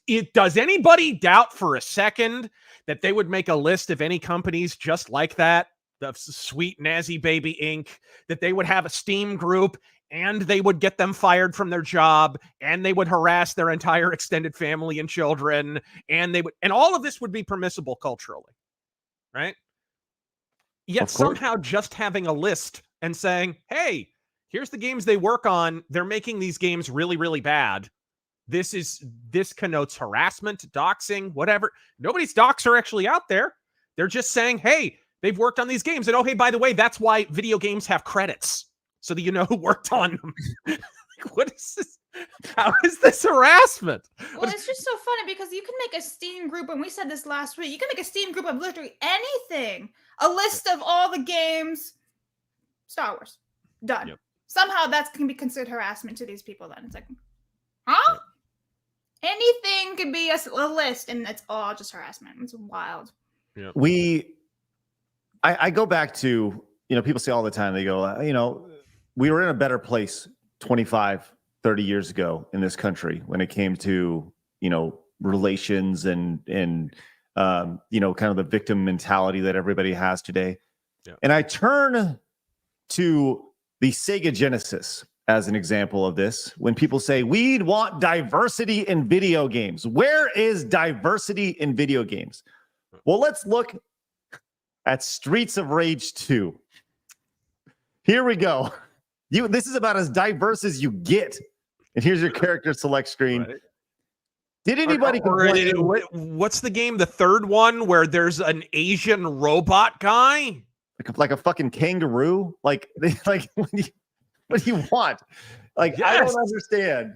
We've had diversity in video games forever. Oh, yeah. It's not about diversity. It's about the forced diversity in video games, forcing this shit in. Mm-hmm. That's it. That's being in your face. And the stories get worse and worse, and it gets more and more ham-fisted. Everyone's seen that clip of the old white guy who kidnaps the Mexican from Life is Strange, and he's like, hey, you burrito chomper, why don't you go back over to your side of the wall? You know what I mean? Like, while he's twirling his mustache and tying a maiden to the railroad tracks. Like, what are you even talking about? Can you time code that, Blabs, for the future intro with RazorFist, please? Hey, you burrito chomper. That'll be awesome. Yeah. Oh my God. Anyways, well, it's just more of the same. More of the same. I will say this. Next year, I'm going to make an effort. Like 99% sure that I will be at GDC next year, and I will be attending these things. And I'm going, and not just me. I'm going to bring an entire group of people, and we're going to watch these panels. We're going to experience GDC. Yeah. Well, Blabs, they'll recognize you, and maybe that's what they certainly won't recognize me. I'm just a tall white guy. You should wear like a big Dr. What if I do the James Bond thing and I look Asian, like Spock? Yes, get the weeaboo surgery. Get the Mr. Spock wig. Get some. Listen, I'll dye my hair pink. Yes, I'll do something. Yeah, I'll fit in. I'll get something pierced and whatever, and I'll dye myself pink. And a kimono. Wear a kimono. Jesus. This is we're gonna do the video game journalisming that Kotaku wishes it could do, and we are gonna, just like they infiltrate Discord servers, we're gonna infiltrate GDC. So I'm gonna let you know that it's happening, and we're gonna expose the bullshit that's happening there, man. It's gonna be. And, I'll be Otacon. I'll be over here directing you from mission control. He's like ground control to Major Craig. Yes. This is just like one of my Japanese animes. All right, let's get to some super chats, guys. Thank you very much for your support. All you guys who have picked up the brand new Side Scrollers All-Stars t-shirt, available right now all the way through the month of April or until they're gone. Go pick them up right now. We appreciate you guys. True Fun picked it up. Big Top picked one up. Really appreciate the guys. Thank you very much for your support, for popping in. And let's get to these super chats here to round out the show. Do we have memes today, Blabs? Yeah, I'll grab them unless you want It me. sounds good. As Socrates says, you think you're old? I remember seeing The Hobbit come out. The book, I mean. Thank you. I read The Hobbit in freshman year of high school. There once was a hobbit who lived in a hole. First line. Yeah. DB Wild says, Craig, did you see my quick digi-art post to show you some love the way of TGB? Hail to RazorFist and international sex symbol Blabs and dig you all. Thanks, DB Wild. Appreciate that. No, I did not see that, DB Wild. Please send it to me via Discord directly. My Twitter has been very busy the last few days. So Snake Master says, I finally watched the Lord of the Rings trilogy in 2021. Extended. Awesome movies. Incredibly happy to see you scrolling again, Razor. Thank you, Snake Master. I, too, will see Lord of the Rings in time. Potato Radio came in. By the way, we were saying Kirsch. It's not Kirsch. And I need to get, her name is not Kirsch, but I'm going to say it again. But Kirsch is going to come back on the show next week, which is very exciting. We're saying her name wrong. But Kirsch and others are rooting out many of the other spokes Razor mentioned with Sweet Baby. That's the most encouraging thing. I've seen people actually making a list. Hey, here's a bunch of the consultation firms. Because as I've said in my video, Anita Sarkeesian didn't go away. She went quiet and then started consulting. And she's just one of dozens of consulting groups who are basically injecting ideology into your games. And by the way, these consulting firms, working with them is a precondition of getting ESG and DEI funding. Again, the silver lining here is we're kind of learning about this after the horse has already left the barn. ESG funds are starting to dry up and DEI funds are drying up. So we're actually going to see less of this naturally. But some of these people now are just entrenched at these game companies. People, you got to remember, like video game developers, most of the video game design schools are where? They're in cities like Seattle and San Francisco. And you know what I mean? Like they're not politically, they all kind of conform to the same ideology. So you're still going to have to sort of fumigate this. Yeah, it's insane. And you're right. The second part of that super chat was the fact that they can like tie laws and everything to this, and government agencies is just absolutely crazy. Yeah. Lance Corporal Hawk came in, says shameless plug to fans of retro games. Y'all might enjoy a channel. I voice act for called Hyper Frost Productions. We do fan dubs of retro style games. So far, mainly the Mega Man series. Cool, nice. Go check it out. Masturbator came in and says allergies is what we were calling it now. That's right. You have allergies, Blabs. But I actually do. Yeah, sure. Okay. Emperor Creatine came in and says nobody knows how to properly compress and optimize their game data anymore. It's why Call of Duty is now half your hard drive. Yeah, it's insane. Call of Duty's massive. Yes. Or was. Valcro says, hey, RazorFist, do you still talk to Alpha Omega Sin? I know you and him have done videos in the past together. Yeah, no, several months ago we talked, but I mean, we still talk when we want to, but yeah, not recently, but yeah, we still are around. I would love to get Alpha Omega Sin on the show sometime. He'd be a great guest, dude. Yeah, be great. Need to reach out to him. And you should reach out. There's other people on the podcast we used to do, like Yell Chaos is a great guest too. He was the host of that podcast, and big Nintendo fan, big gaming fan in general, would be a good guest. Awesome. Labs, write him down. I'm going to test your RazorFist later, just so you know. Thanks. 60 Watt says, yeah, one of the unfortunate truths about physical media is it's not immune to internet BS. If you think that the day one version of a game is bad, try the version on the disc. Thanks, 60 Watt. Zach came in as a brand new member. Thank you very much, Zach. That puts us at 1 for the day. Thank you very much, Zach. Really appreciate your support. Gokum came in and says, shout out to GOG for bringing Alpha Protocol back from copyright H3. Yes. What a great game. What a great buggy, but great game. Magnum North says, Blabs for Pollock Smasher needs sunglasses to protect her eyes from splatter. Oh, no. What's that?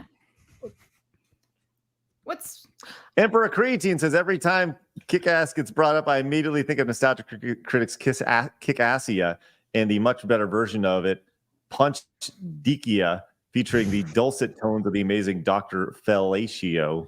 Thank you, Emperor Creatine. Oh my God. Potato Radio says walk-in plus canon era Grace Jones as the physical henchwoman. Thank you. Appreciate the Potato Radio.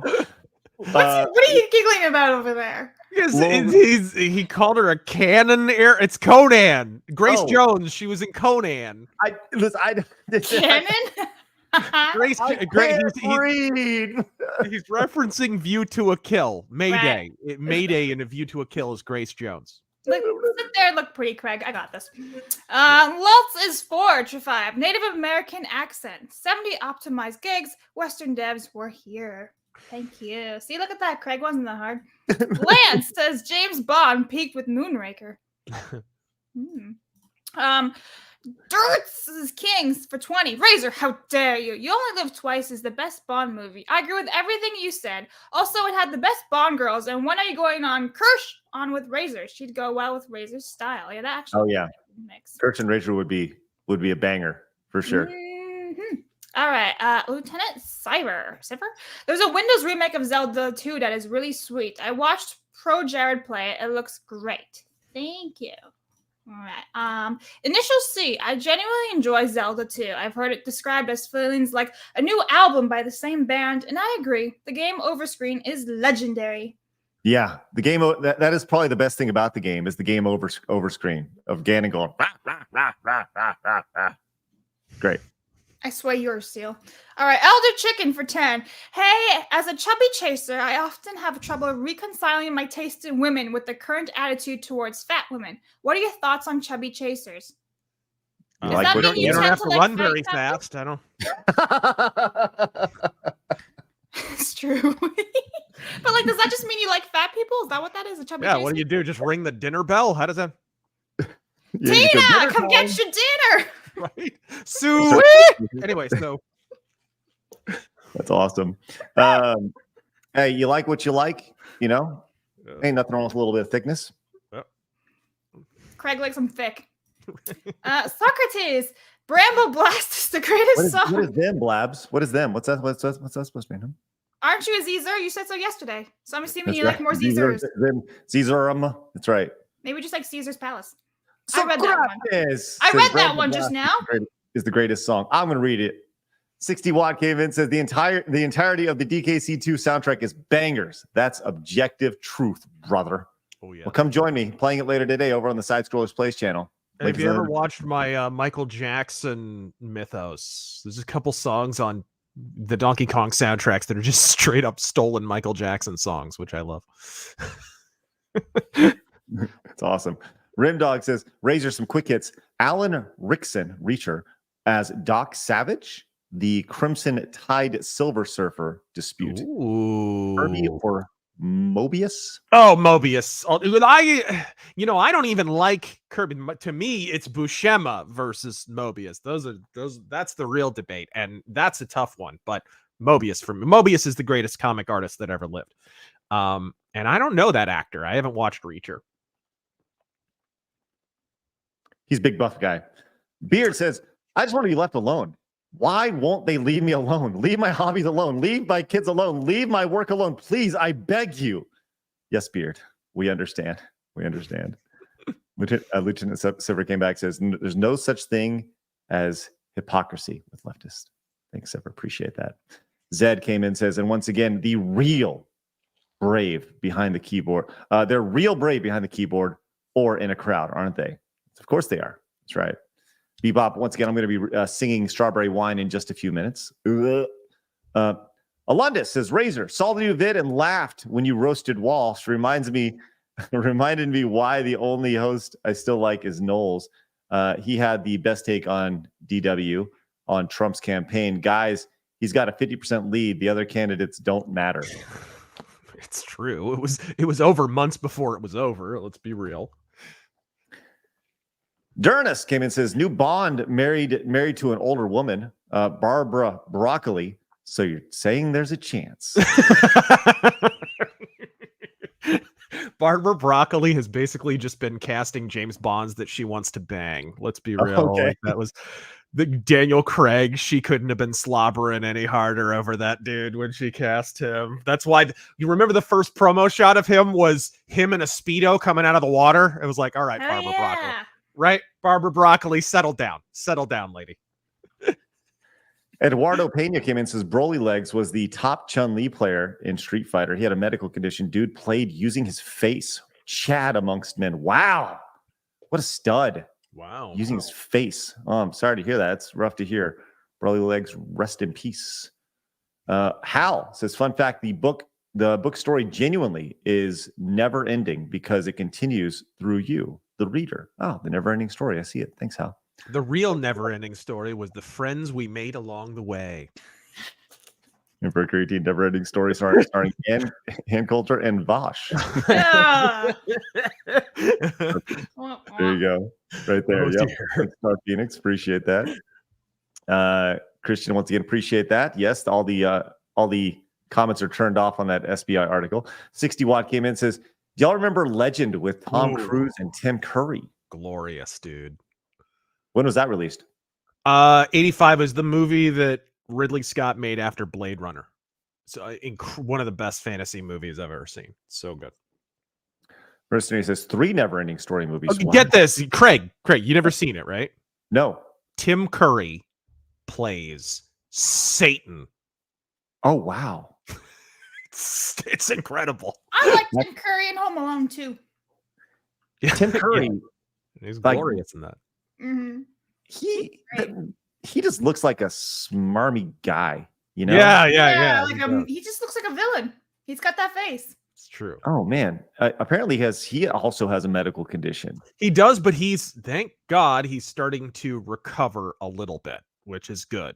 He's starting to actually be able to, do some video conferences and interviews and stuff. Thank God he's starting to get his speech back, I guess. Wow. Yeah, he was in Home Alone too. That's right. He was the Concierge, wasn't he? Yeah. I freaking love Home Alone 2 just because of the cast for the hotel, Rob Schneider, Tim Curry. Like, it's a great A cast. Yeah, it's great. Mm-hmm. Movie's not really good, but it's What? You take that back, you filthy It's animal. so much better. I have the power, so when he says stupid shit like that, we just remove him. Yes. Keep the change, you filthy animal. You stay back there. Blabs was actually the pigeon lady in that movie. Yeah. Mm-hmm.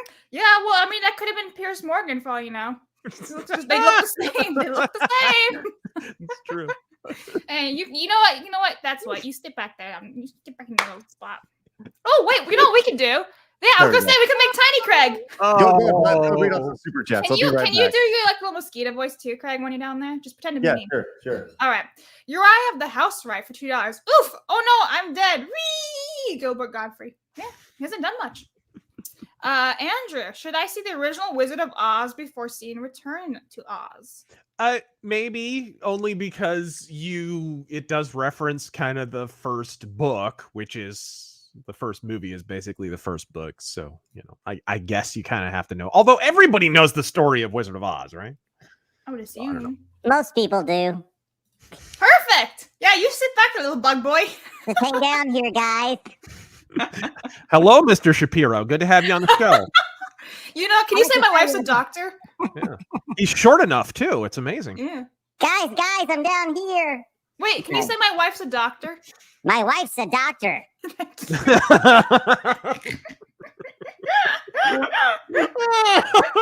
Thanks. Just need to hear that. 60 Watt says this will turn every game I into gotta a go date. pee. I'll be right back. Thank you for the announcement. This will turn every game into a dating sim, and I couldn't be more excited. There you go. All right, Sparta. 80s movies were something. Return to Oz, NeverEnding Story, The Dark Crystal, Labyrinth, The Bowie Bulge, Transformers, They Killed Optimus, Gremlins, Temple of Doom, Legends, so on. You've got the Goonies. I'm just saying. Goonies tops it all. Das Pooch. Artax, I should say, came back to life at the end of the first movie, along with everyone else, Craig. Another movie you never watched, eh? No. Yeah, but he still died. It's still very sad. Just saying. Spartacus also says, part 2 of the 80s movies. How on earth did a sizable group of kids up in the 80s and 90s turn into sad, depressed morons? I don't know. Maybe it was that Artax scene. Yeah, all the drugs too. Generic name here. Sweet Baby is just a blip on the radar compared to Marxists trying to hide this will never be over. Even OF, we sweep them from the board. The price of liberty is eternal vigilance. Well, yeah. I mean, just because it's Sweet Baby Inc., you still gotta have to handle with all the developers and the companies themselves because they're the ones hiring these people. Emperor Caesar. The NeverEnding story got a release in Germany first because the original novel is written in German. Yes. German. One Time at Bandcamp was a nice Battletech novel for a lore noob. First one, Decision at Thunder Rift. Go read that one. Or I did an audiobook called Ghost of Winter. That's kind of a good, just kind of encapsulated story. Self-insert. Yeah. Boop. Generic name here. We read that one. Thank you. Let me get rid of that. Okay. Old Man Hawk. Pirate Software covered Apex hack. Worth a listen. Thanks. The tip. All right, I'm done with that. Wow, I kind of like that. You should try. No, wait. Read this super chat in that voice. What the fuck? Whoa! The wrong one, demon. I know. We're rolling down the river. Right, Blabs? Right. There you go. We None of sound that. the same now. Oh, never mind. Yeah. Thanks, Spartacus. Okay, I'll keep going. Cesaro says, "Happy belated Gary Plosh Day, Craig." Yes. RazorFist. Why, Gary? Why? That's who you should disguise yourself as, Craig. Who's Gary that? Plosh. You should have the mullet and the beard. I'm saying, you got the sunglasses already. Okay. Noted. It worked for him, right? What was his name? Gary what? Gary Plochet. Oh, I was like Plosh. Whoops. Emperor Creatine says, "Reminded the word racism was made by Trotsky." And capitalism was coined by Marx. Oh, okay. Yeah. I understand. Gary, okay, the guy you're talking about, he's the guy who shot his son's, like, essayer, right? The guy who kidnapped him and diddled his kid. Yeah, absolutely. He capped him. What a fucking Domed hero. him. Fucking hero, man. Oh, yeah. That's awesome. Yeah. good Peter stuff. became a member for 3 months. Woo! Thank you, Peter. Peter? Jack the Outcast. Hail Razor Force. Just finished the first game, Spyro, on the original PlayStation. Going on to Mega Man Legends. Godspeed! Yeah. Thanks, Jack. Nerd, I'm assuming. Harassment equals anything that threatens my feelings. Yes, that is correct. Yep. Very true. Hayden for 10. It was completely permissible for them to make a list of streamers who played the hateful wizard game. If they don't have double standards, they wouldn't have any. Correct. They did list everybody who was going to stream Hogwarts Legacy when it first came out. Absolutely. Fucking And that's not the asshole, first time they've done that. That's not the first time. Back during Gamergate, they did that kind of thing all the time. Hayden again came back in and says, "Yesterday, Kirsch dove into 2018 GDC videos that have been dug up. It's all the same people from different companies, and they've come a long way since 2018. We definitely need like a web of like all this stuff going on. Yeah. Like a detective. It's always thing. sunny board. Yeah, we need to like pinpoint everything. Hey, once again, Kirsten's going to be on next Wednesday with us, so a week from today, and I'm sure she'll have a lot to talk about. Yeah. Matthew, hello Matthew, says Thor of Pirate Software on YouTube and Twitch and was previously a security expert at Blizzard and Department of Energy, looked into this and posted a video where he found users running code on the Apex servers, which should not be possible. Wow. EA, fix your shit. That's real interesting. Speedy, YouTube Gilbert Gottfried voicemail for his voice. Okay. Thank you, Speedy. You check that out. Port license plates. Sing Strawberry Wine. Yeah, Craig, sing it. Later. I will. Very shortly. No, sing Chocolate Rain. What's that? Oh, are you serious? What? You don't know what Chocolate Rain is? What? I know it's raining, men. Don't you ever. Blabs, tell me about how uncultured I am. You don't know the Lord of the Rings. Sit down. No, There's No. cultural impact, and then there's Lord of the Rings, right? What? there's the So cultural you're impact- telling me Lord of the Rings doesn't have a cultural impact? It's got 21 Oscars. Chocolate rain. Yes. Are you all right? Are you all right? Are you? Labs. Yeah. What? Shut your fucking face. I don't think that's possible. I'm honestly upset right now. You and me both, Craig. You and me both. 139 million views. We'll play it then. What is it? Yeah. Maybe I do know it. Zonde. Back in the day, we're probably going to get flagged for copyright for this, but here Probably. Yeah. Oh yes. OG. we go. Yep. Let's go. Chocolate rain. Some stay dry and others feel the pain. Chocolate rain. There we are. Fucking nailed it. What the fuck was that? Amazing. You get out of here. It's ridiculous. I have the power. Orthodox Monk says, Blaz goes to GDC Maybe I'll go back. as a Harajuku girl. Oh no. Thank you, Orthodox Monks. Olympus, Golem of Light says, anyone want to see Razor and Short Fat Otaku on the same stream? That'd be interesting. Mm. For sure. Brett says DEI just Bechdel test with financial incentives. What is a Bechdel? Do you know what that is, Ray? Bechdel test. Yeah. What is that? Basically. He's like batched like it's about. Like, Well, for one thing, I think you should learn to pronounce it before I explain it. Okay. A baby born will die before There we it's in are. oh gosh. Lance Corporal Hawk says, I second getting Kirsten Razor on the same stream. Probably the closest we'll get to a Pippa Razor collab for a while. Thanks, Lance Corporal Hawk. Kyle came in and says, a literal famous quote from the movie Next Friday. Fat girls need love to Craig. Fat girls need to love Craig. That's right. That's what it is. That's right, Kyle. Thank you. Have you seen the Friday movies, Labs? No. All right. Well, there's an entire channel here just waiting to be explored. Shane says, take that back, Craig. Home Alone 2 is a masterpiece. An electric sense. The electric scene of Marv makes the movie amazing by itself. Sorry, Shane. Sorry I butchered that.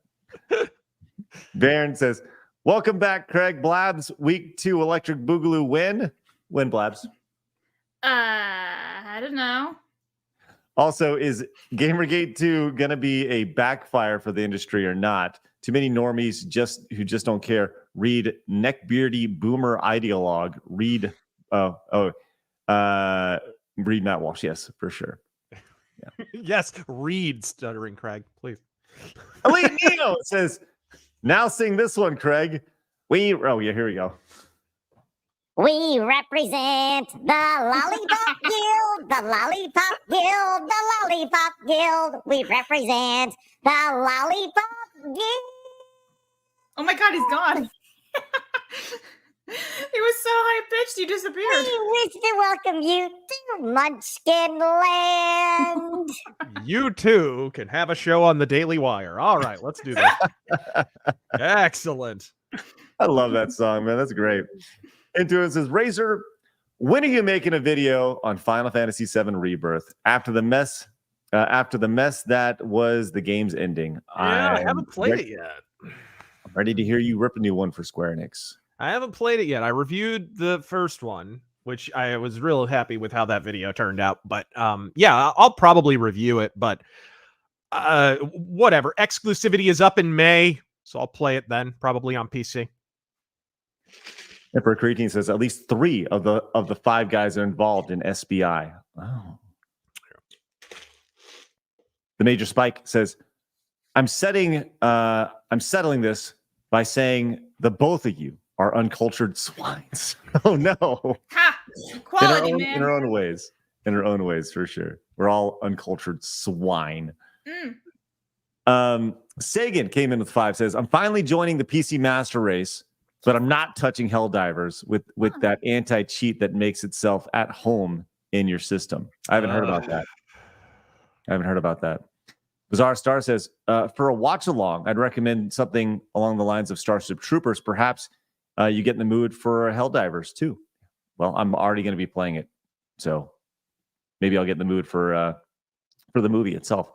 Big Top says, hey, yo, are we going to get Shady J, the other half of the Game Chasers, on the show? Yeah, I think we will in time, for sure. For sure. I would love to have him on. And Adam the Cat also picked up the brand new baseball tee available right now over on the merch store. Link is in the description. Go pick it up. The Side Scrollers All-Star baseball tee. Thank you, Adam the Cat. Simply saying meow. By the way, speaking of meow. Yeah, I knew you'd say that. Razor, did you see the girl who identified as a cat, or she was a dog? She was like a Twitch streamer or something?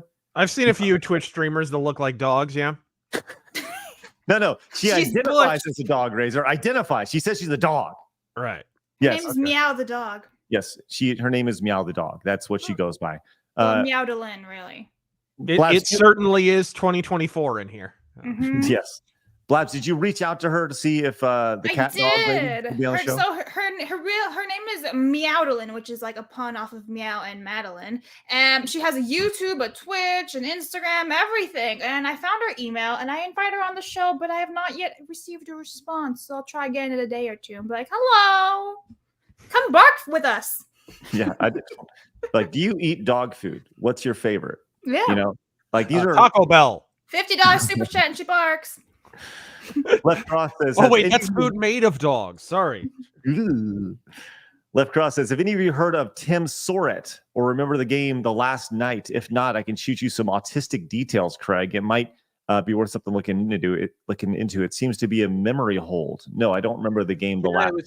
I remember it was like a cyberpunk side-scrolling game that looked really cool, and it was kind of pixel arty and whatever, and then the guy was canceled for basically not being lefty enough. He was an independent developer. It got a great reception at E3 one year when the trailer was released. The guy got canceled, and here's the hilarious part.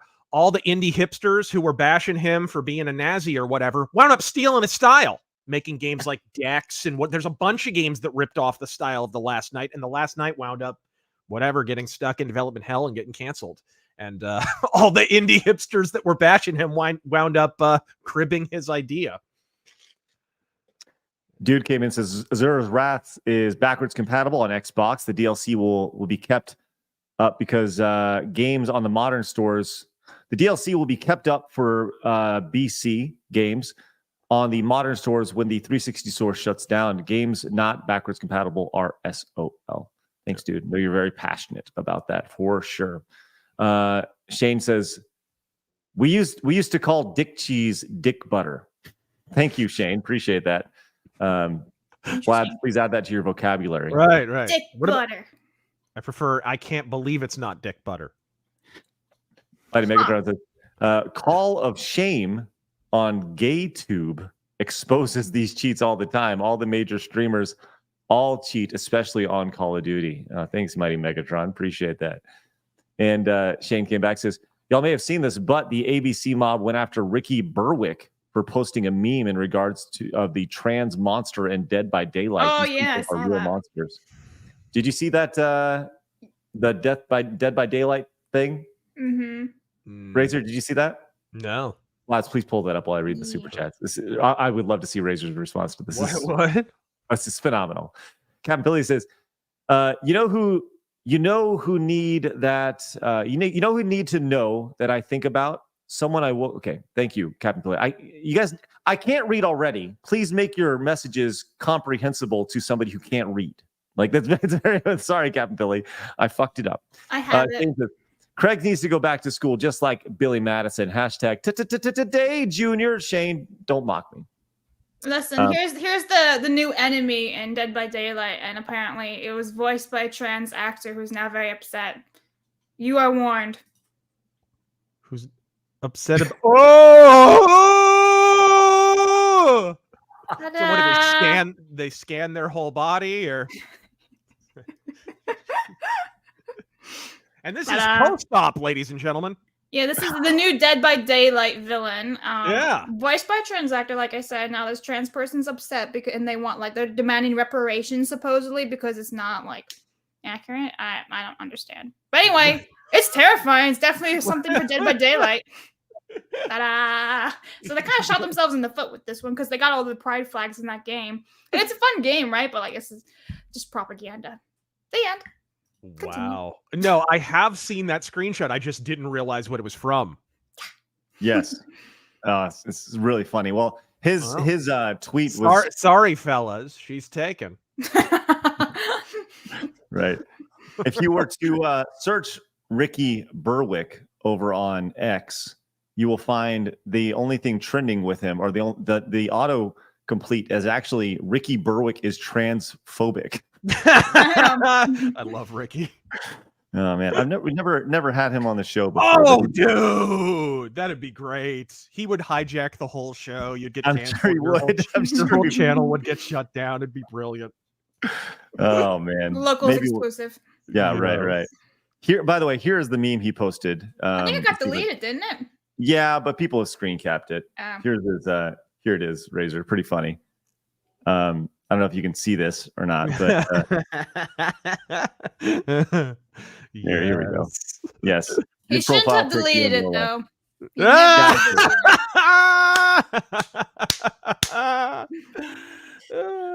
Funny. I like how people were posting that. I did see a little bit of that. The SJ dubs suddenly, who are all body positivity, were posting pictures of him saying, "This is what you look like." It's like, I'm sure he's not aware. Like, what is your Jesus Christ?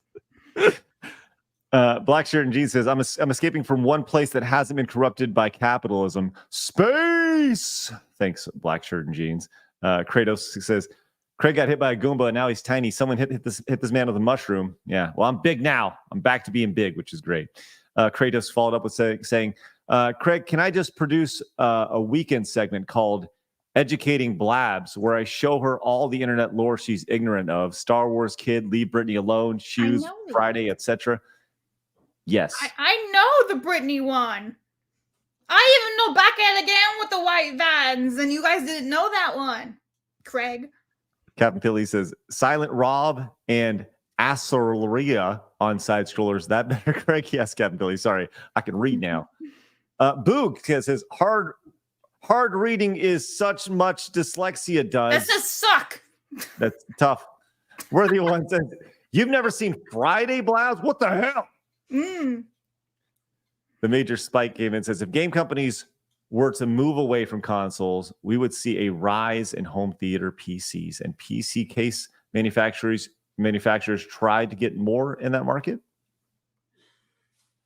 Yes. And my boy Captain Agent came in with the classic Heart 11, the $111.11 direct donation. Says, yo, Craig, I finally get a chance to watch live for the first time in a long time. An old school Heart 11 to commemorate this moment. My boy Captain Agent, you're my boy. It's great to see you. Hit me up on Discord, man. Thank you so much for that Hard 11. All ones right there. Leonard is a brand new member. Thank you so much, Leonard. Thank you for your continued support. Sparta Chris says, Craig, how much wood could a woodchuck chuck if a woodchuck could chuck wood? That's how much, Sparta Chris. Don't you try. Berserker came in and says, you ever think of getting almighty Lolly on the show? Guy's a bit out there, but should be interesting to have on board if you're talking GG. Don't know who that is, but we're all about people who are crazy. Sir Cool says, the funniest thing about the design of this monster is its neck part implications. Sadly, Ricky released an apology video and deleted it. Yeah, I saw that. And one time Bandcamp says, favorite Contra? Contra 4 for me. Contra 4 is spectacular. Razor, do you have a favorite Contra? Maybe the OG. Maybe the original. First one? I played Contra, didn't I? You did. It was not good. We had to stop. And Shaker came in with the 199 says, I'll be signing up for your game awards after I get home, Crag. I would even sign up at the $60 price tag. I trust you're going to go all out to get this done. Take games back. Yes, go to takegamesback.com and consider becoming a member over there. I want to you know, it's meant to be the first step. Once again, head on over there and check it out. Appreciate all y'all's support. A roadmap is up for 2024, and we'll kind of see how that goes. All right, I've got a song to sing. Yes, but did we get the 2 Miss Rumble rants we hit yesterday?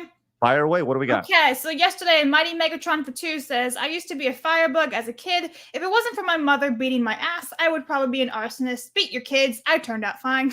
Thank you. And then Bentley Guys for 10 says, hey there, Craig. I don't mean to keep badgering you. I was curious if you had chosen to do a Side-Scrollers March Madness group like last year. With that said, I heart you guys and keep rocking. Yes. If we do that, it'll be over on Locals. So head over to sidescrollers.locals.com. I will try to set something up before the end of the after we're done with the show. It shouldn't take very long. So head over there, and I think we can get it in before the games start today. So if anybody is interested in that. So I have lots of memes too, Craig. Okay, get to the memes, then I got to sing. Okay. Yeah. All right, so this is from yesterday. Corporate needs you to find differences between this picture and this picture. They're the same picture. Correct. Yes. Thank you. I didn't know there was 2 paws. Well, which one is fighting an old man? Isn't it Jake? I don't know. Right. I'm so confused. And there's a meme about me thinking about pickles. That's nice. I'm Normus. Dixie Normus, I guess. Here's Copzilla. Yeah. What the hell was that? Okay, I look at that. This is how I'm going to go and infiltrate the GDC next year. Yes. There you go. Move your ass, horse. I will shoot you. Let's see. Gilbert. There Speaking you go. of Gilbert Godfrey. He hasn't done much lately, has he?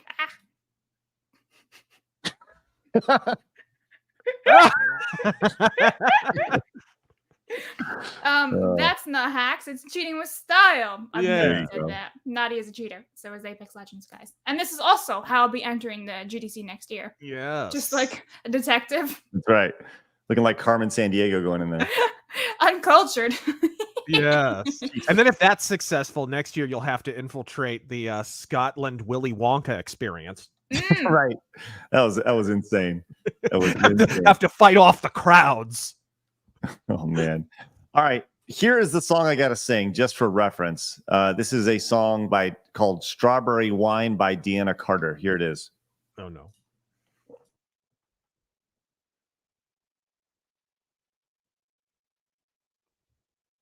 Are we supposed to be hearing something? You not hear that? No. Oh. Well, here, let's try it again. Here. It should have played. Sorry. Here we go. Does it? You guys remember the song? It sounds familiar. Yeah. It was, I'm a heterosexual. Oh my God. Well, I'm gonna be singing that thanks to I thought he Bebop. was gonna say I'm not a heterosexual, so I'm gonna sing this now. Ladies and gentlemen, Right. Strawberry Wine by Deanna Carter, courtesy of Bebop.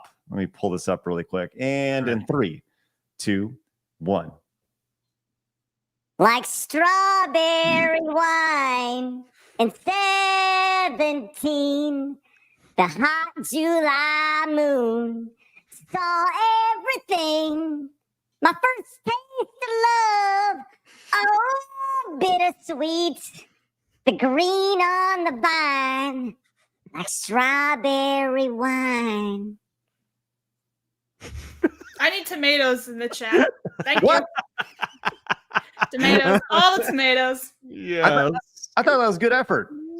I really went all out on that. What do you mean? Strawberry It's box voice. wine. Yes. Tiki the Hut says, what are y'all's favorite Fallout faction? Tunnel Snakes rule for me. Thanks, Tiki the Hut. Yeah. I've never played Fallout. I think they hang out under a synagogue these days. Cyberchut thought I sounded good, which is good. That's Thanks, nice. guys. But I'm getting all the look at this is just ridiculous. You're just welcome. Unreal. But yeah, I did get some strawberries from Ultravires there. That's nice. Thank you very much. All right, let's get out of here, guys.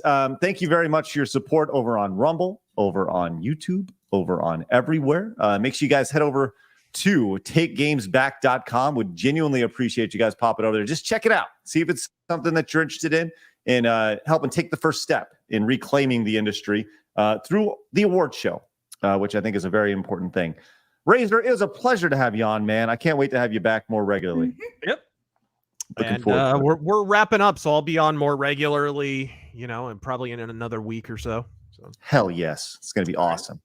All right. Well, Razor, would you like to take us out, my friend? Yes! Thank you, ladies and gentlemen, for joining us here on the Sideways Scrollers. For Stuttering Craig and Miss Blabs, I am RazorFist. Godspeed!